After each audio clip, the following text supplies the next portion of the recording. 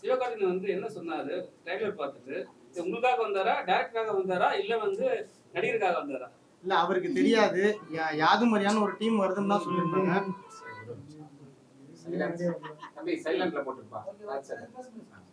அவருக்கு தெரியாது, யாதும் அறியான்னு ஒரு டீம் வராங்க பாக்குறதுக்குன்னு மட்டும்தான் அவருக்கு தெரியும்.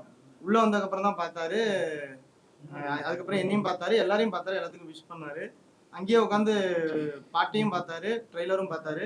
ட்ரெய்லர்ல வந்து ஒரு இயர் வச்சு ஏதோ ஒன்று சொல்லியிருக்கீங்க, இன்ட்ரெஸ்டிங்கா இருக்கு அப்படின்ற மாதிரி சொன்னாங்க. ஏன்னா துப்பாக்கியை வந்து விஜய் வந்து எஸ்கே கொடுப்பாரு, அதாவது ட்ரோல் ஆச்சு அடுத்து தளபதி விஜய் சொல்லிட்டு.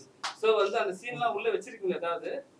அதனால தான் அவர் கூப்பிட்டு ஃபர்ஸ்ட் காட்டுனீங்களா? இல்ல இல்ல இல்ல அந்த மாதிரி இல்ல இல்ல அப்படிலாம் இல்ல.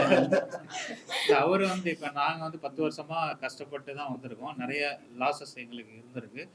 ஃபினான்சியல் ரீதியாகவும் சரி, மன ரீதியாகவும் நிறைய கஷ்டப்பட்டு வந்ததுனால அப்படி வந்த ஒருத்தர் வந்து எங்களை கூப்பிட்டு என்கரேஜ் பண்ணும்போது அது எங்களுக்கு இன்னும் ப்ளஸ்ஸாக இருக்கும் அப்படின்னு சொல்லிட்டு தான் நாங்கள் அவரை பார்க்கலாம் அப்படின்னு சொல்லிட்டு நாங்கள் முயற்சி பண்ணோம். மற்றபடி ட்ரோல் பண்ணுறதுக்கோ இல்லை மற்ற விஷயங்களும் இங்கே எதுவுமே இல்லை.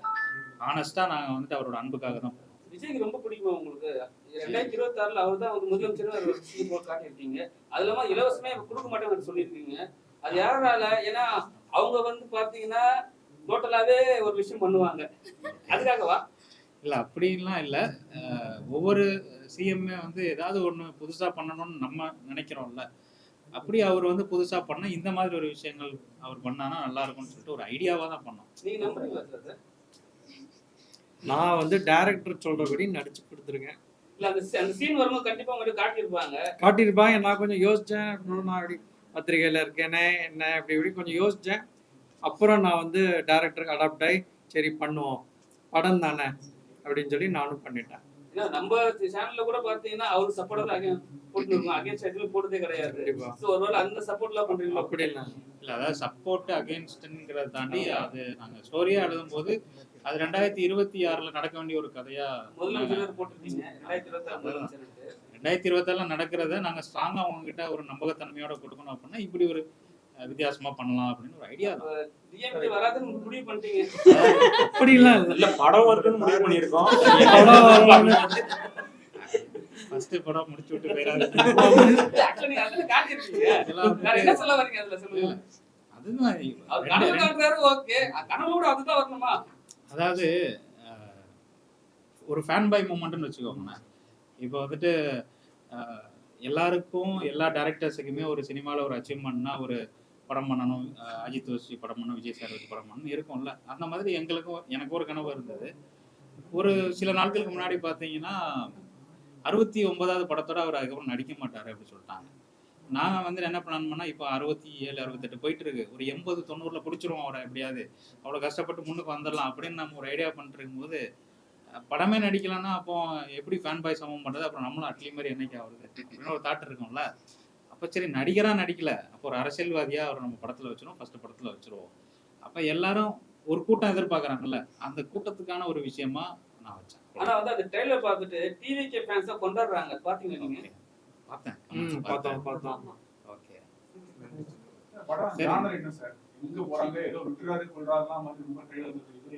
சார், த்ரில்லர் ஜானர் தான் சார் இது ஃபுல்லா. அதாவது சிங்கிள் ரூம் த்ரில்லர்னு சொல்லிக்கலாம். ஒரு பங்களாவுக்கு போறாங்க, அங்க என்ன நடக்குது அந்த மாதிரி தான் வந்துருக்கோம். இது கதைப்படி கொல்லிமலையில் நடக்கிற மாதிரி பிளான் பண்ணி வச்சிருக்கோம் சார்.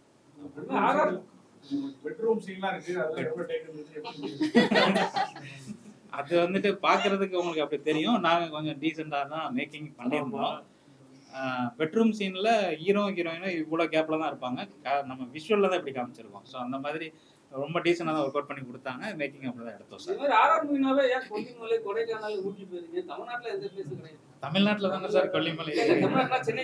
சென்னைக்குள்ளையா சார்? அது எப்படி சொல்றதுன்னா ரொம்ப கதையோட ஒன்றி போகணும், ஒரு காட்டுக்குள்ள நடக்கிற மாதிரி. இப்போ சிட்டிக்குள்ள பெருசா ஹாரர் அந்த மாதிரி நம்ம ஒரு நம்பகத்தன்மை வேணும்ல சார், அதுக்காக தான் நம்ம ஹீரோ சார். நீங்க தினமலர் ஃபேமிலில இருந்து ஃபர்ஸ்ட் நடிகர், அந்த எக்ஸ்பீரியன்ஸ் சொல்லுங்க, எப்படி இந்த ஃபீல்டுக்கு வந்தீங்க? எனக்கு ரொம்ப வருஷமாவே எனக்கு இந்த ஃபீல்டு மேல ஒரு இது இருக்கு, ஒரு ஃபேஷன் இருக்கு. நான் படித்தது எலக்ட்ரானிக் மீடியா. ஸோ நான் வந்து படிக்கும் காலத்துலேருந்தே நான் நிறைய ஷார்ட் ஃபிலிம்ஸ் எடுப்பேன். அப்புறம் நிறைய இதில் சின்ன சின்ன இதெல்லாம் நான் பண்ணியிருக்கேன். ஸோ அப்புறம் நம்ம இந்த ஆஃபீஸ் ஒர்க்கு அது இது இருக்கிறதுனால நான் அப்படியே அதுலேயே நான் ட்ராவல் பண்ணிட்டு இருக்கும்போது என்னோட ஃப்ரெண்டு மூலமாக எனக்கு இவர் அறிமுகமானார். ஸோ அப்போ வந்து இவர் நிறைய வெப் சீரிஸ் பண்ணியிருக்காரு. அது சம்மந்தமாக நான் வந்து பேசும்போது அப்போ என்கிட்ட சொன்னார், என்கிட்ட இந்த மாதிரி ஒரு கதை இருக்குது சார், முடிஞ்சால் நீங்கள் ட்ரை பண்ணுங்க, உங்களோட ஆம்பிஷன் நீங்கள் இது கொண்டு போகலாம் அப்படின்னு சொன்னார். சரி நான் வந்து கதை சொல்லுங்கன்னு நான் சொன்னேன். அதுக்கப்புறம் சொல்லும்போது அவர் நரேட் பண்ண விதம் எனக்கு நல்ல கான்ஃபிடென்ட் கொடுத்து, உங்களால் பண்ண முடியும் சார், நீங்கள் எல்லாம் பண்ணுவீங்கன்னு சொல்லி எனக்கு தைரியத்தை பண்ணி நடிச்சு இவ்வளோ தூரம் வந்திருக்கேன். நம்ம ரைட்டிங் டேபிள் இருக்கும்போது ஒரு நியூஸ் வரும், நம்ம கேரி பண்ணி எப்படி நம்ம கொடுக்குறோமோ அதான் நியூஸா கன்வே ஆகும். கண்டிப்பா சரிங்களா? அப்போ வந்து அந்த சீன்லாம் உங்களுக்கு சொல்லும் போது முன்னாடி சொன்னாரா இந்த சீன்லாம் வரும்னுட்டு? ஏன்னா வந்து விஜய் மேட் வச்சிருக்காரு. அதுக்கப்புறம் இப்போ வந்து ப்ரொமோஷனுக்கு வந்து சிலோ எஸ்கே கூப்பிட்டு வந்துட்டாரு. பாத்தீங்கன்னா ஒரு விஜய் டீம் மாதிரி தான் தெரிஞ்சு எனக்கு. அப்படிலாம் அவர் ஏற்கனவே பக்காவா ஸ்கிரிப்ட் வச்சிருந்தாரு. அதை நான் ஃபுல்லாக தரவா படித்து அதுக்கப்புறம் சில டவுட்ஸ்லாம் அவர்கிட்ட கேட்டு அதை எனக்கு நரேட் பண்ணி அதுக்கப்புறம் தான் நானே ஓகே பண்ணேன். விஜய்க்கும் நான் சொன்னேன், சரி இதெல்லாம் ஆயிடக்கூடாது, நம்மளும் பத்திரிகையில் இருக்கோம் அப்படின்னா, அதெல்லாம் இல்லை ப்ரோ பார்த்துக்கலாம் அப்படின்னு நான் கொஞ்சம் யோசிச்சு தான் அப்புறம் சரி இது பண்ணேன். எங்கேயுமே தவறா ஒன்றும் நம்ம சொல்லலையே. அவர் யோசிக்கிற அளவுக்கு தவறா ஒன்றும் சொல்லல, விஜய் பத்தி சொல்ற மாதிரி இருக்கு. நீங்க விஜய்க்கு சப்போர்ட்ன்ற மாதிரி ஒரு இமேஜ் கிரியேட் ஆயிடும்ல. நீங்க வந்து ஒரு தினமலர் ஏற்கனவே நீங்க டிஎம்கேக்கு ஆப்போசிட்டா இருக்கீங்கன்னு ஒரு பேச்சு இருக்கு. இப்போ விஜய்க்கு சப்போர்ட் பண்ணும்போது அந்த இமேஜ் கிரியேட் ஆயிடும்.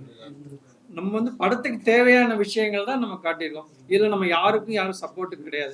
இவர் நடிக்க வந்ததுக்கு அப்புறம் சார் இவர் தினமலர் நான் வந்து தினமலர்னே நடிக்க வரல, நானும் ஒரு புதுமுக நடிகர் அவ்வளவுதான்.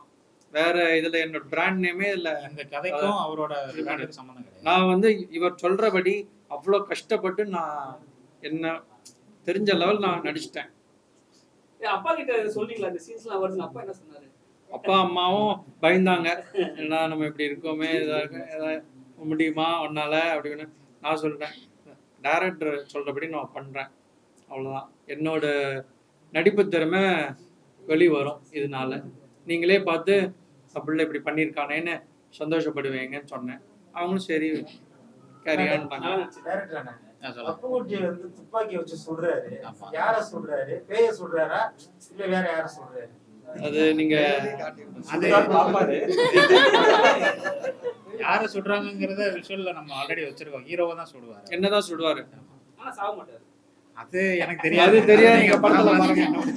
படத்துல அந்த விஜய் சீன் வந்து வருதா சென்சார்ல கட் ஆகுதா எப்படி? அதுக்குள்ள வருதா எப்படி? இல்ல சார், நாங்க எதுவுமே தவறா வைக்காததுனால எங்கேயுமே எங்களுக்கு கட் இல்ல. சென்சார்ல ஆல் கிளியர். சரி, இந்த இதை பார்த்தா ரொம்ப சந்தோஷப்படுற ஆள் வந்து தாவேக தலைவர் தான். அவரோட ட்ரைலரை காமிச்சு அவர் இதை காமிக்க முடியாத ஐடியா சார், இதை நாங்க ப்ரொமோஷனுக்காக பண்ணாததுனால அந்த முறையில நாங்க எதுக்குமே முயற்சி பண்ணல. இல்ல அப்படி முயற்சி பண்ணல. இது நாங்க மனசு திருப்தியோட எனக்கு பிடிச்சதுனால தான் நான் வச்சேன். அதாவது இதுல இந்த 2026ல வேற எந்த மேட்டர்னாலும் வச்சிருக்கலாம். பட் நான் பேசிக்காவே சின்ன வயசுல இருந்து ஒரு மோட்டிவேஷனா அவரை எடுத்துக்கிட்டு நம்ம பண்றது உண்டு. ஸோ அதனால நம்ம ஃபர்ஸ்ட் படத்துலயும் ஆமா சார் வந்து ஆளுங்கட்சி வந்து டிஎம்கே தான். சரிங்க. அவங்க எதுக்கு திரையரங்கத்துல வந்து இந்த படத்தை வெளியிடுவாங்கங்கிற எந்த அளவுக்கு நீங்க அதை வந்து ட்ரை பண்றீங்க? ஒண்ணு இல்ல சார், ஒண்ணு இல்ல, ஒரு சின்ன விஷயம் சார். அதை நீங்க இவ்வளவு பெருசா சொல்றீங்க, அப்படிலாம் இல்ல. அந்த மாதிரி எதிர்க்கணும் அப்படிலாம் இது பண்ணல சார். அதே மாதிரி சுயநலமாவும் எதுவும் பண்ணல. இத விரும்புறவங்களும் இருப்பாங்களே, எல்லா படமும் எல்லாருக்கும் பிடிக்காது. இந்த படம் பிடிச்சவங்களுக்கு இது கண்டிப்பா பிடிக்கும். த்ரில்லர் ஜானர், விஜய் ரசிகர் இவங்க எல்லாம் கண்டிப்பா பிடிக்கும். ஸோ அந்த மாதிரி தான். நீங்க வந்து நிறைய இன்டர்வியூல சொல்லிருக்கீங்க, மேடை பேச சொல்லிருக்கீங்க, எனக்கு வந்து இதே மாதிரி கேரக்டர் மட்டும் தான் கொடுத்துன்னு இருக்காங்க. என்ன மாதிரி ஒரு விஷயம்னா பண்ணனா நான் ஒரு போல்டான ஒரு ஆர்டிஸ்ட், ஏன் சில நேரத்துல வந்து இந்த கேரக்டர் கொடுக்க மட்டும் சொல்லிருக்கீங்க. இந்த படத்துல வந்து உங்களுக்கு அதே கேரக்டர் கொடுத்துருக்காங்க, எப்படி இருக்கு? இந்த படத்துல அதே கேரக்டர் கொடுக்கல. இதுக்கு முன்னாடி இது மாதிரி காஸ்டியூம் நீங்க காஸ்டியூம் பத்தி நிறைய சொல்லிருக்கீங்க. எஸ் கதைக்கு இந்த படத்துல தேவைப்பட்டது வந்து ஒரு ஹோம்லியான ஒரு பொண்ணு தான். ஆனா ஹோம்லினாலும் நம்ம சினிமாவுல எனக்கு அமைகிற கேரக்டர் பாத்தீங்கன்னா கொஞ்சம் டார்க் ஷேட்ல இருக்கிற மாதிரி தான் மூவிஸ் அமையுது.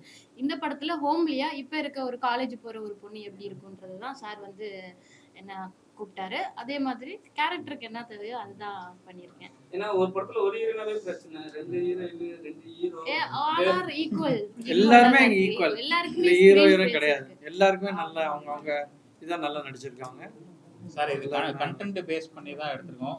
ஹீரோயிசம் ஃபேஸ் பண்ணி எடுக்கலாம். இந்த வீக் வந்து 18 நிறைய படம் ரிலீஸ் ஆகுது. ஆமாம் சார். சரிங்களா, அவர் ஒரு பெரிய இடத்து பையன் வச்சுக்கீங்களேன். ஓகே. ஆனா இருந்தாலும் உங்களுக்கு தேட்டர் வந்து எப்படி கிடைக்கும்? ஏன்னா வந்து இந்த விஷயம் இப்பவே ட்ரோல் ஆயிடுச்சு. அதை விஜய் ரசிகர்களும் எடுத்துட்டாங்க. அதெல்லாம் பண்ணும்போது பாத்தீங்கன்னா தமிழ் சினிமாலே வந்து ஒரு பிராண்ட் வந்து ஆட்டி படைக்குது. எப்படி ரிலீஸ் பண்ணுவீங்க சார்? இது வந்து நாங்கள் கண்டென்ட்டாக மட்டும் தான் பார்க்குறோம். அதனால நல்லபடியாக ரிலீஸ் ஆகும்னு தான் நம்புகிறோம். ப்ராப்ளம் வரணும்னு நினச்சி நம்ம பண்ணல இல்லையா? அதனால நல்லதே நடக்கும்னு நினைப்போம். அவ்வளோதான் சார். உங்களுக்கு என்ன சேலஞ்சா நடிக்கும் போது இந்த படத்துக்கு ஒரு ஆக்டரா என்ன சேலஞ்ச் ஃபேஸ் பண்ணீங்க?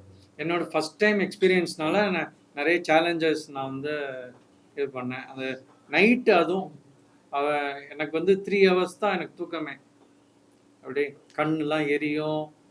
என்னால் இது பண்ண முடியாது, சாப்பிட டைம் இருக்காது.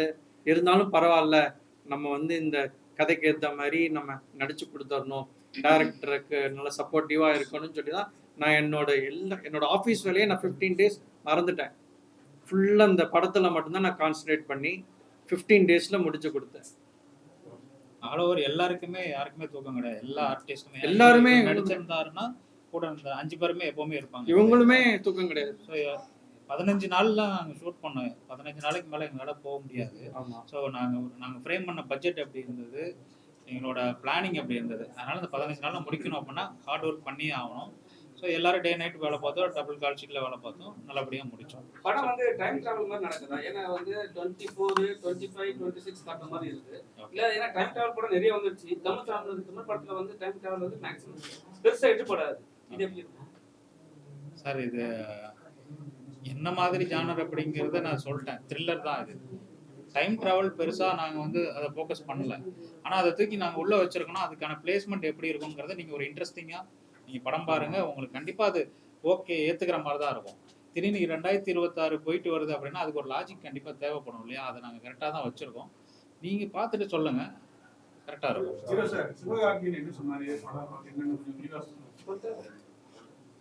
சிவகார்த்திகேயன் வந்து இந்த ட்ரெய்லரை பார்த்துட்டு சரி ஏதோ டிஃப்ரெண்ட்டாக பண்ணியிருக்கேங்க, இயர் மாறி மாறி வருது, இதில் ஏதோ ஒரு விஷயம் இருக்குன்னு நினைக்கிறேன், இதெல்லாம் மற்றபடி ஸ்டோரி லைன் நல்லா இருக்கு, எல்லா டீமுக்கும் நீங்கள் நல்லா வாங்கன்னு சொல்லி அவ்வளோதான் சொல்லி கொடுத்தாரு. அது இல்லை, அதை பற்றி சார் எங்ககிட்ட இன்னும் சொல்லலை.